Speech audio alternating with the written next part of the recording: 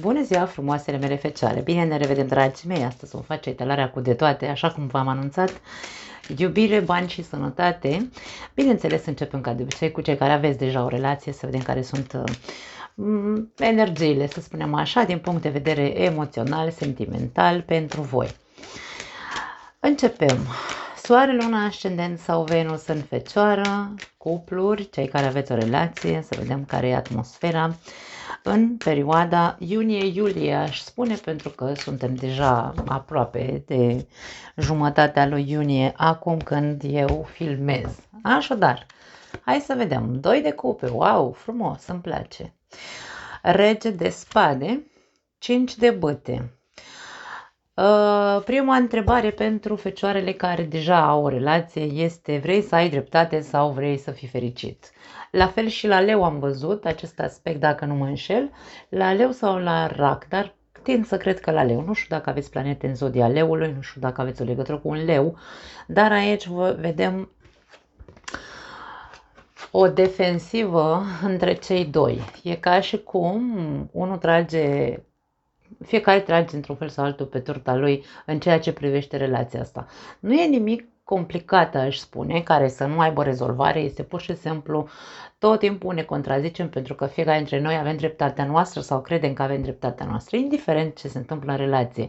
Nu aș spune că e ceva ieșit din comun, ci pur și simplu sunt certuri tâmpite. Mie îmi place să spun cinciului de bâte așa pe românește: dom'le, ne certăm ca fraierii, pentru că fiecare crede că are dreptate în subiectul respectiv. Avem o uniune frumoasă între voi doi, o conexiune, aș spune, destul de apropiată, dar faptul că există această căpoșenie face ca această relație probabil să fie un pic complicată. N-aș spune că sunt, insist, nu aș spune că sunt lucruri extraordinar de ieșite din comun.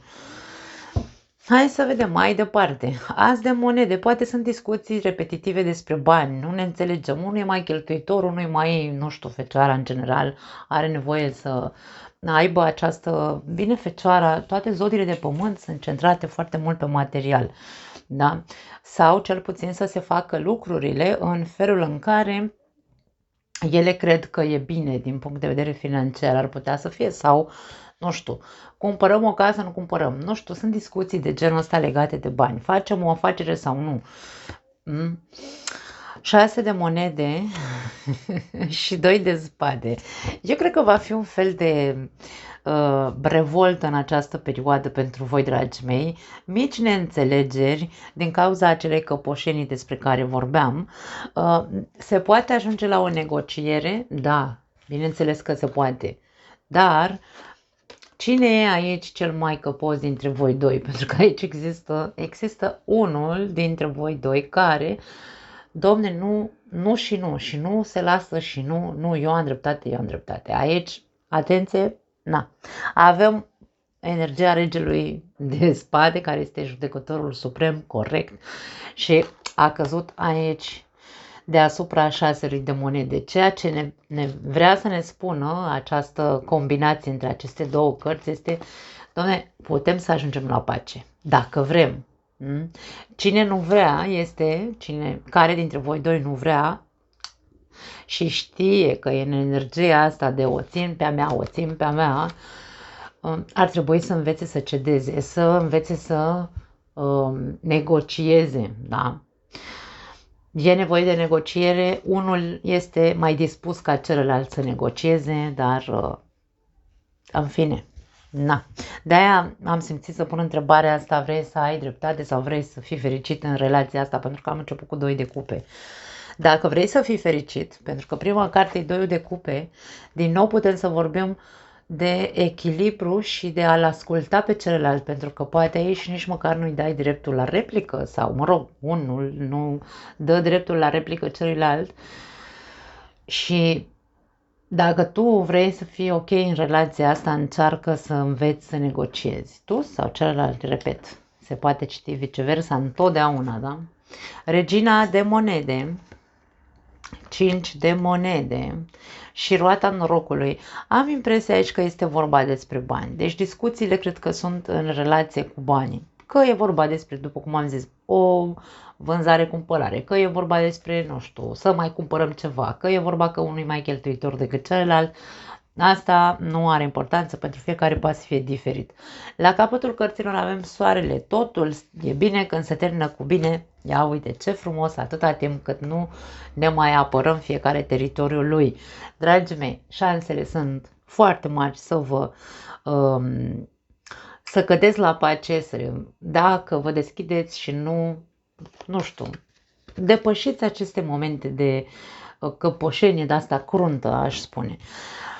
Insist să spun chestia cu banii pentru că avem regina de monede care este îngrijitoarea sau grijulia, dacă vrei, da? Acum nu știu dacă tu ești cel grijuliu, dar aici e vorba despre, domne, hai să ținem de bani, da? A căzut așa. Și următoarea carte după regina de monede este 5 de bâte, 5 de monede.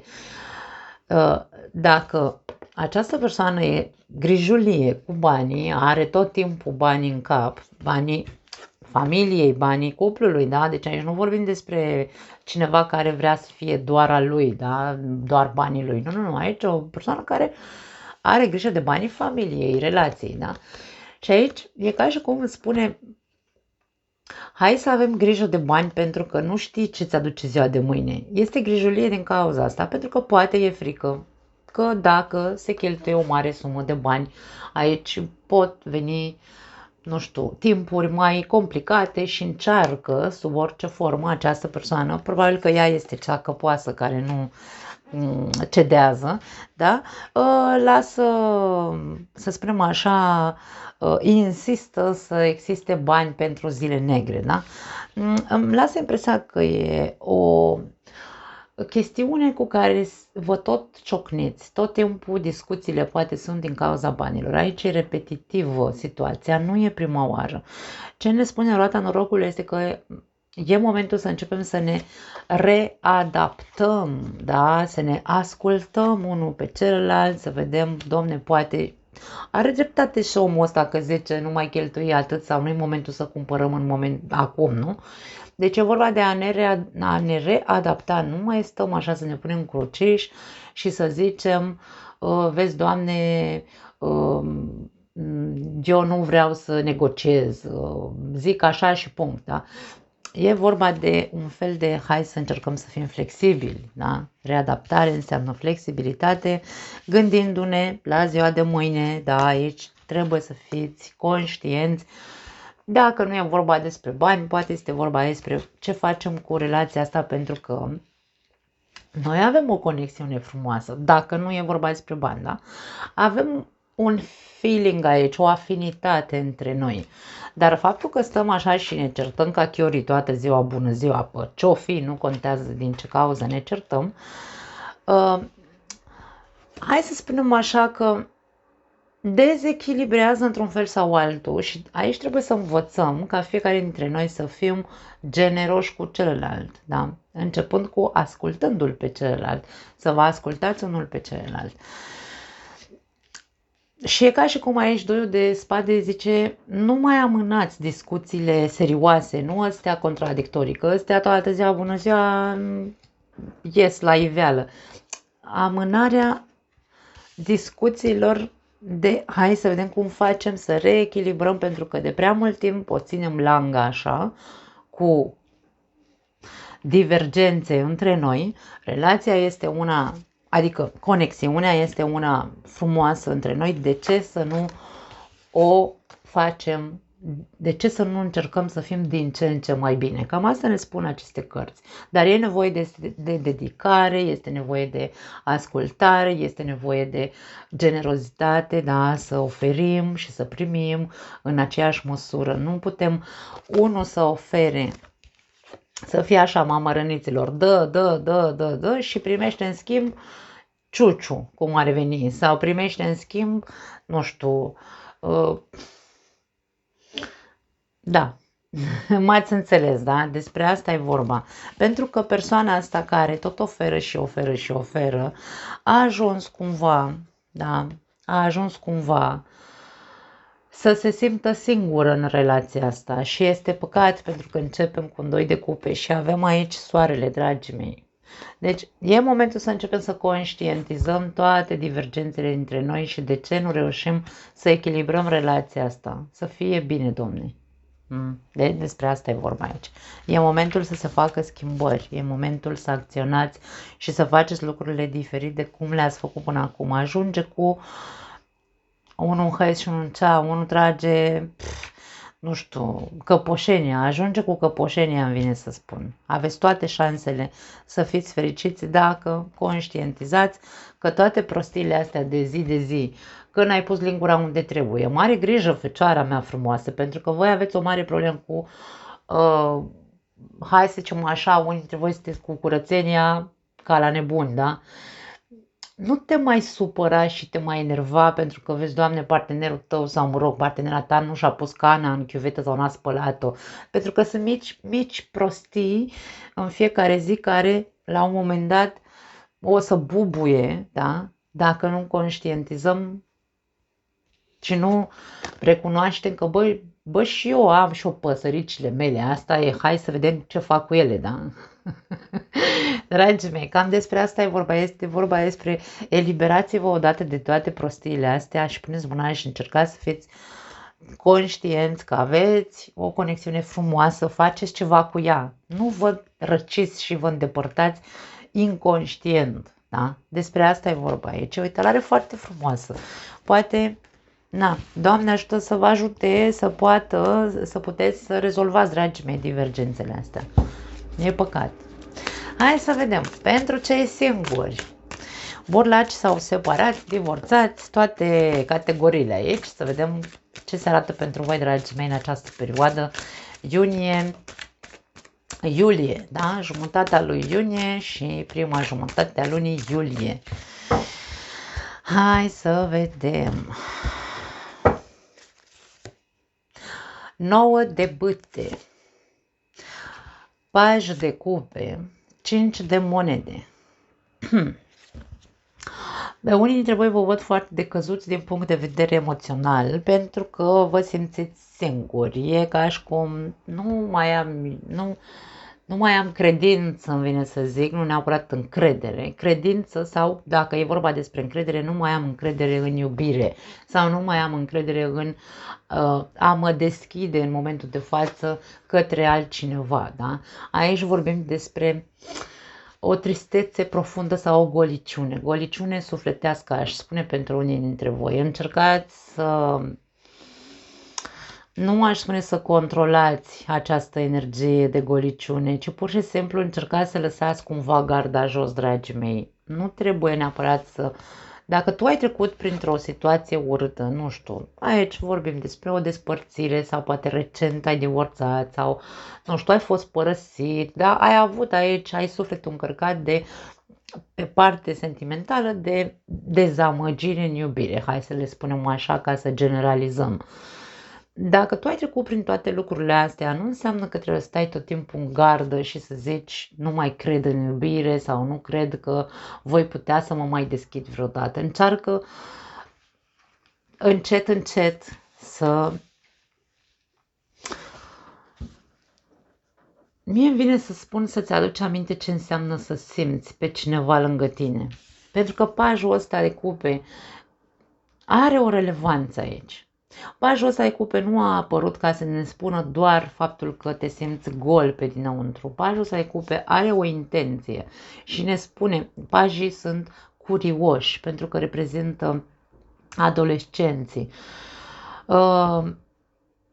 E ca și cum îți spune, nu mai sta cu garda sus și cu neîncredere sau fără credință, ci pune mâna și adu-ți aminte, cum am zis, ce se simte când ai un suflet lângă tine. De ce să refuzi în totalitate, da?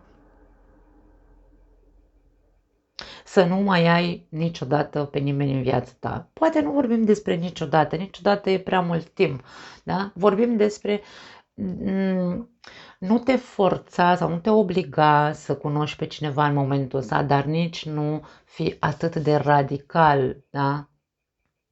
Nu. Intenția pajului de cupe este să-ți spună să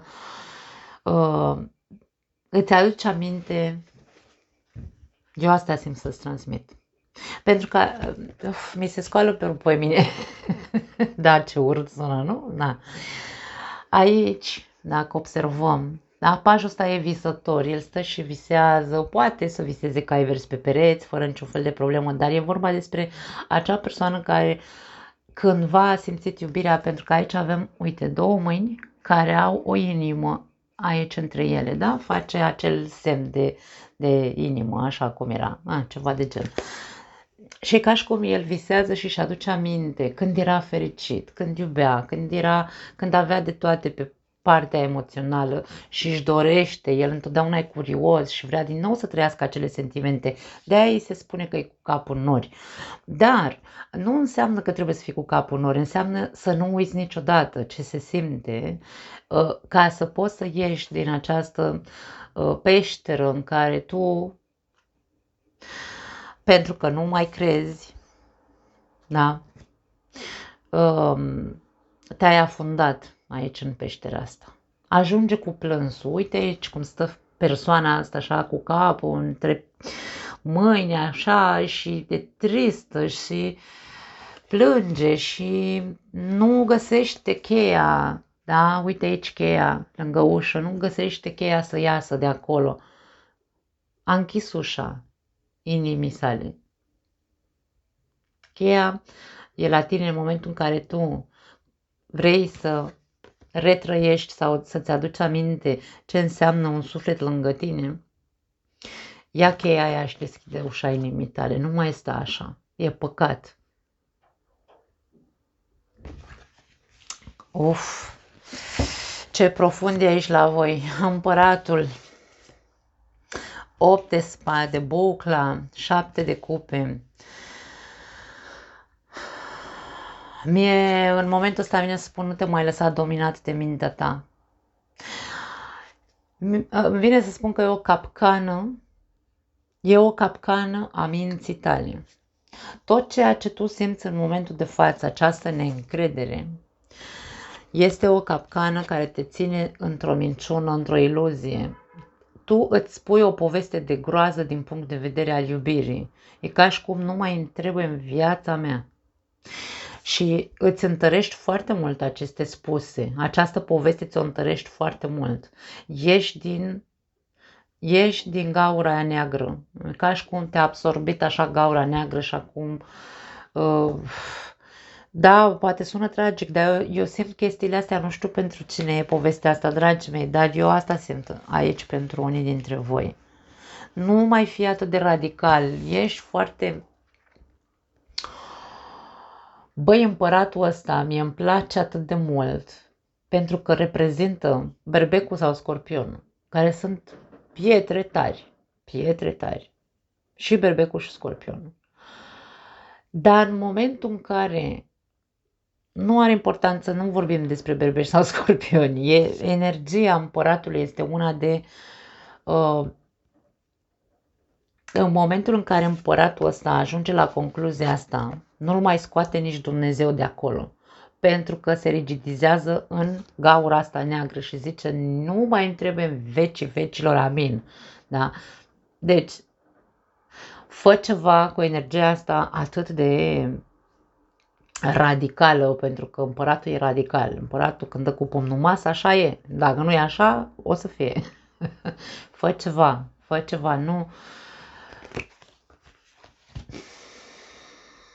nu-ți mai spune, cel puțin nu-ți mai spune aceeași poveste.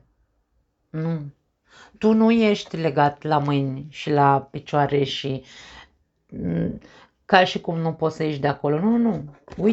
Uite-te în oglindă să te vezi de fapt că tu ești liber. Tu ești liber să iei decizia pe care vrei să o iei, dar nu lua decizia asta. De-aia zic, nu te căpoși atât de mult încât să iei decizia asta, să-ți spui în continuare povestea că mie nu mai îmi trebuie în vecii vecilor pe cineva în viața mea. Nu. Nu toată lumea este la fel ca cel care ți-a făcut atât de mult rău, ca cel care te-a părăsit, care te-a dezamăgit, care te-a, nu știu, te-a răcit în halul ăsta. Da.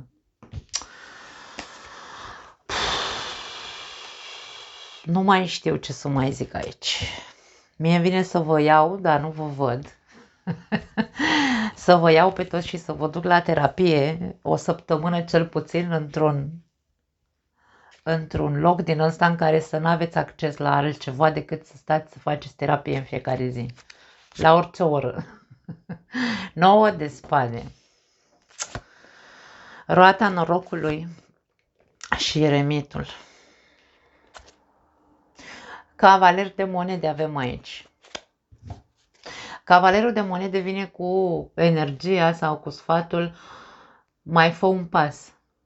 Mai fă un pas, ieși, nu știu, ieși din casă. Du-te în natură. Cavalerul de monede, bine, moneda, în general, ne vorbește despre pământ, pământ, pământ, da? Du-te la pădure. Du-te în fiecare zi și mergi prin pădure, printre copaci, nu știu. Fă ceva, nu mai sta încuiat în casă. Te-ai pustiit, îmi vine să zic, ai devenit un pusnic, nu mai vrei să vezi pe nimeni. Și ai multă vreme de când ești așa. E ca și cum unii dintre voi suferiți de anxietate. Suferiți de anxietate de a te reputea adapta, dar nu știu dacă a sunat în românește, a putea să te readaptezi, pardon, da, la, hai să zicem, noul destin pe care îl ai în momentul de față. Da? Dar e acea anxietate în care nu mai pot nici să ies din casă, mă sufoc. Da? În momentul în care trebuie să ies din casă, trebuie să respir de câteva ori ca să am curaj, între ghilimele, să ies din casă. Și prefer să stau izolat, pe întuneric. Avem o carte obscură aici. Eremitul, singura lumină pe care o vede este în ceva anume care îl umple pe el de fericire. Nu știu ce faci tu la tine în casă. Poate aici, lumina asta ar putea să fie o lampă. Poate ți-a prins veioza, nu știu, și citești. Poate e singurul lucru care te alimentează, cititul. Ești o persoană foarte înțeleaptă. Ești o persoană matură, adultă. Aici vorbim despre adulți, nu vorbim despre tineri. Da?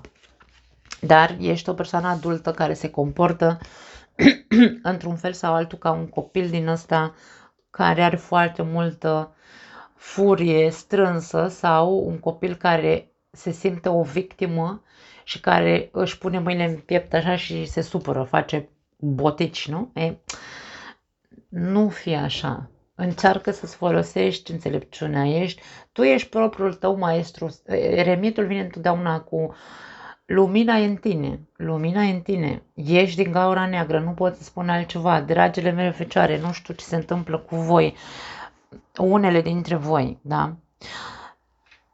Eu nu pot să spun altceva decât alege, schimbă cazul. Pe una dintre diagonale avem combinația asta. 5 de monede, 8 de spade, 9 de spade. Da. Cu cât stai mai mult în starea asta, cu atât vei ajunge mai repede la depresie dacă încă nu ești în ea. Adu-ți aminte, insist, adu-ți aminte cât de frumos e să iubești și să fii iubit. Dar încearcă să nu compari. Mie vine aici să spun, nu compara persoana pe care tu ai iubit-o și te-a părăsit și te-a dezamăgit. Nu face prostia să începi să compari, pentru că atunci nu ieși din gaura neagră. Pur și simplu dă-ți voie, deschide-te ca să poată să intre cineva în viața ta. Acel cineva care este cine este, nu acel cineva pe care tu îl cauți în alte persoane. Nu e pe acolo treaba, nu e drumul pe acolo. Fii înțelept, folosește, îmi vine să spun, mintea, nu ca să te zăpăcească și să te țină acolo, ci folosește-o, pentru că fecioarele sunt mentale, dragii mei. Ești un semn de pământ, dar ești guvernat de Mercur. Mercur este modul în care noi gândim. Fecioara este foarte mental, este foarte strictă. Și aici vedem strictețea cu împăratul.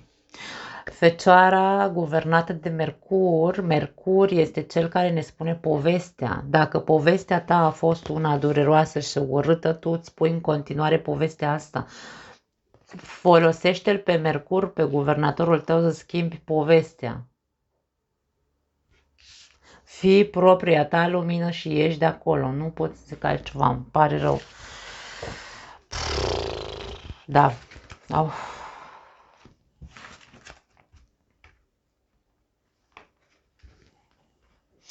Hai să vedem banii. Banii și sănătatea, dragii mei, pentru voi în această perioadă. Iunie-iulie.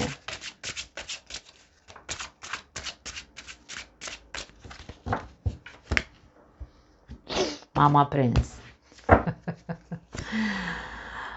Marea preoteasă. 7 de spade. 7 de bâte, ok. Atenție, există pentru unii dintre voi, poate fi mama sau poate fi o persoană pe care tu o respecti destul de mult, aici cu Marea Preoteasă, care ori nu își asumă niște responsabilități, din punct de vedere financiar vorbim, ori vorbim despre niște minciuni pe care ți le spune din punct de vedere financiar. Ori îți spune că i-a furat cineva ceva, ori nu știu. 7 de bâte, o carte de protecție, ca și cum protejează-te de acea persoană care va veni să-ți spună povestea că i-a furat cineva, nu știu, poșeta, i-a furat cineva, i-a spart casa, nu știu. O chestie de genul ăsta simt aici, pentru unii dintre voi.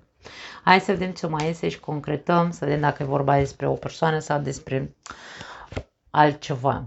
2 de bâte, cavaler de monede și 3 de bâte. Foarte interesant. Tu ești pe un drum, din punct de vedere financiar, ești pe un drum, hai să spunem așa, curat. Ești nu neapărat la o răscruce de drumuri, dar se poate spune, dacă se poate spune că ești la o răscruce de drumuri. Ești cumva în punctul, hai să spunem, 0, în prezent, acum, în momentul ăsta.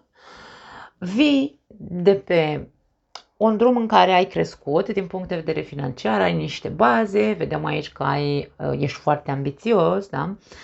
Dar vedem că ai un proiect pe care vrei să-l dezvolți cu bătaie lungă, așa, da? Ai o viziune unde vrei să ajungi. Te văd făcând pași mici, dar siguri, către acel viitor. E ok că e vorba despre un proiect sau nu. Acum, ce legătură are Marea asta preoteasă cu 7 de spade? Pentru că aici e o chestie care e cumva așa mușamalizată, sau dacă nu este o persoană care încearcă să te păcălească, că i-a spart casa, i-a furat poșeta și așa mai departe, ar putea să fie o instituție, toate figurile astea atât de impunătoare, să zicem așa, poate reprezenta instituții. Pot fi școli, de exemplu, pentru că Marea Preoteasă și Marele Preot se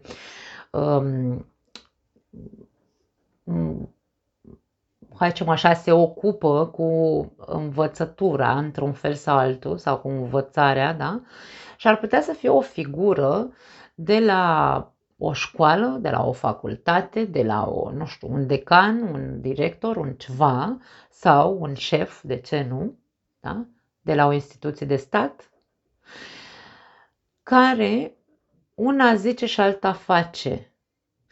Și tu trebuie să fii cumva în gardă, să observi cumva cam cât e de serioasă persoana asta, pentru că îți ascunde niște lucruri, cel puțin. Nu-ți spune cumva tot adevărul. Este o persoană foarte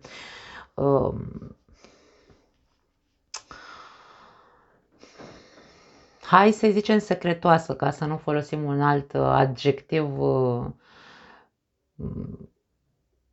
Sau e persoana aia care trebuie să-i scoți vorbele cu cleștele din gură, da? Aici tu trebuie să fii foarte vigilent în ceea ce privește persoana asta. Încearcă să vezi dacă ceea ce încearcă să-ți spună este sau nu ceva care te poate afecta pe tine. De-aia e o carte de protecție. protejează-te și cercetează într-un fel sau altul, îmi vine să spun, dacă ceea ce îți spune e bun pentru tine sau nu, pentru că aici tu trebuie să-i pui niște limite persoanei ăsteia. Trebuie să o pui la punct, să-i zici stop, ți ajunge. Dacă e mama și te păcălește că i-a furat poșeta, tu trebuie să iei atitudine aici.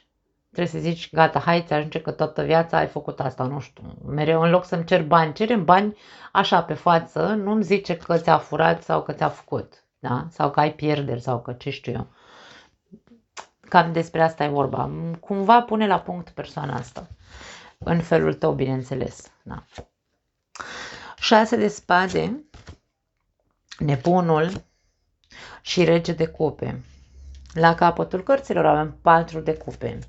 4 de cupe este o carte de analiză în principiu. Este o carte în care este o energie în care noi ne uităm ce avem în momentul de față, ce alte opțiuni avem, pentru că avem aici o ofertă, da, în aer.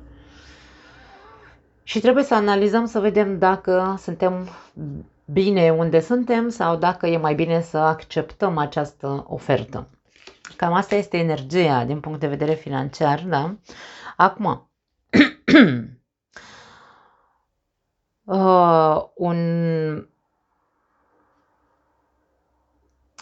dacă tu ai un proiectul despre care vorbeam, că ai viziune de viitor și ești pe drumul cel bun, încet, încet, da? Vorbim despre e un proiect creativ. Pentru unii dintre voi poate avea legătură cu arta, poate avea legătură cu scrisul, poate avea legătură cu, nu știu, orice înseamnă artă, da? Muzică și așa mai departe, pentru că l-avem aici prezent pe Regele de Cupe. Și acum nu știu dacă e vorba despre, pentru unii dintre voi poate să fie vorba despre 2 proiecte. Ai 2 proiecte ambițioase, cu bătaie lungă, către viitor. Dar îmi lasă impresia că unul dintre aceste proiecte trebuie cumva ținut în secret. Poate că n-ar trebui să spui nimănui până când nu ajungi, până când nu ajungi să ai concret în mâna ta rezultatul acelui proiect. Da? Despre asta e vorba.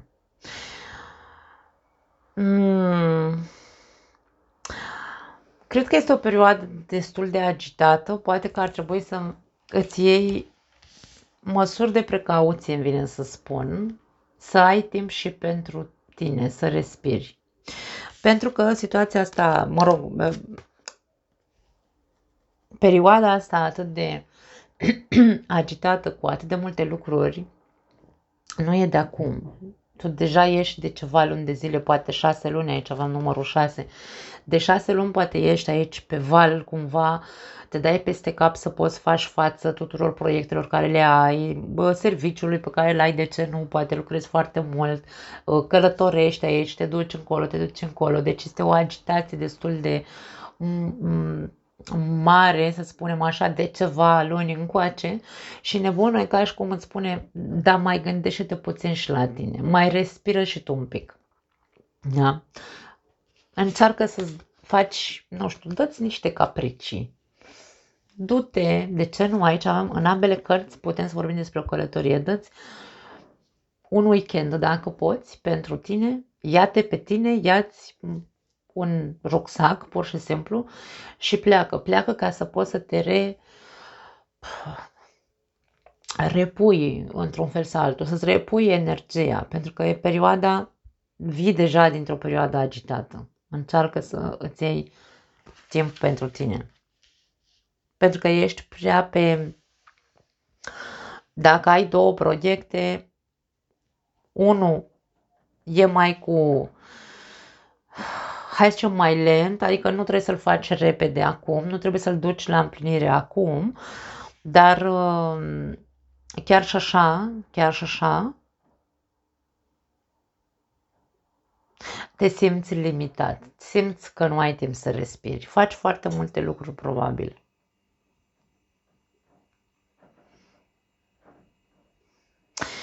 În privința mamei, dacă mama este aici implicată pentru unii dintre voi, e posibil, după cum am spus, să fie o chestie de bani, legată de bani. Dar nu e doar mama, ar putea să fie ambii părinți aici. Cumva să îți zică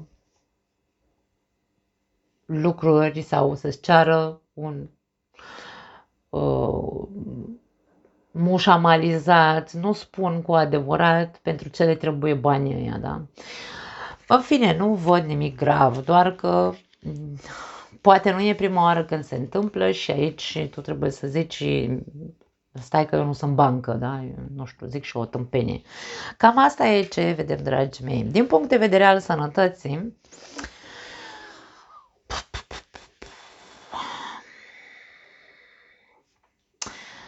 îmi vine să spun să-ți faci niște analize sau niște, nu știu, un checking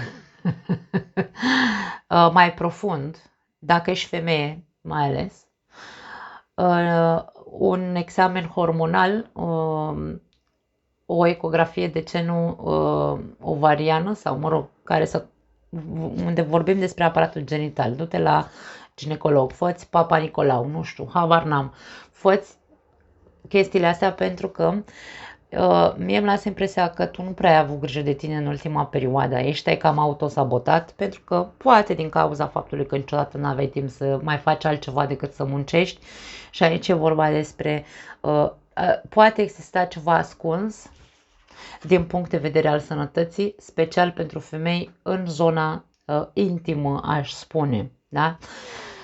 Mamografie ar putea să fie din nou, deci tot ce înseamnă aparatul genital feminin sau legate de hormonii feminini ar putea să fie, da? Acum, nu aș spune că e ceva ce nu are rezolvare, nu, avem doar cărți pozitive, singurul lucru este că probabil vei învăța să te frânezi un pic dacă vezi că sănătatea începe să se dezechilibreze. Pentru bărbați aș spune, nu are legătură cu aparatul genital, pentru bărbați aș spune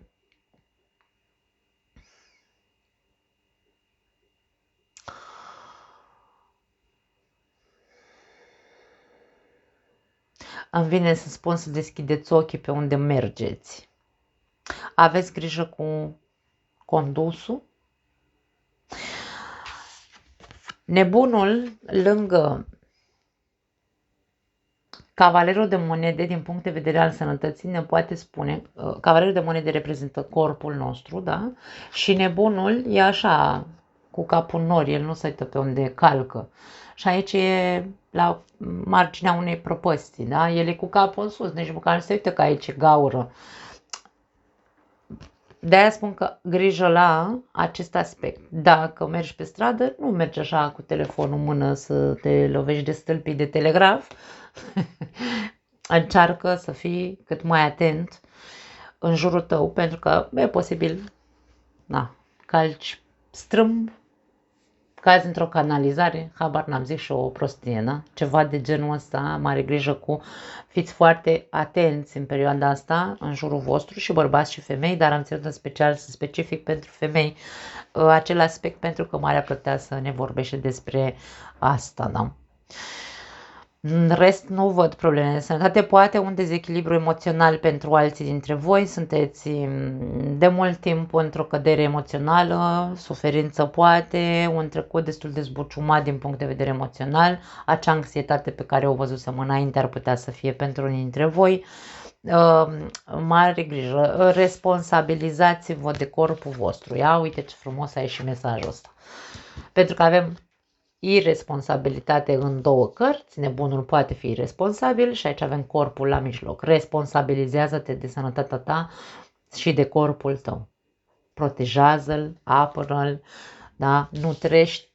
Alimentează-l, pardon, și din punct de vedere emoțional să se simtă bine, nu îi da să mănânce doar prostii, dă-i tot ce e nevoie ca să poți să te reechilibrezi, pentru că aici emoțional nu ești ok, da?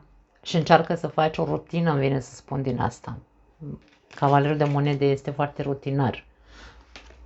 Cam asta e, dragii mei, nu mai am altceva pentru voi. Vă pup cu mare drag, ne vedem data viitoare. Ceau!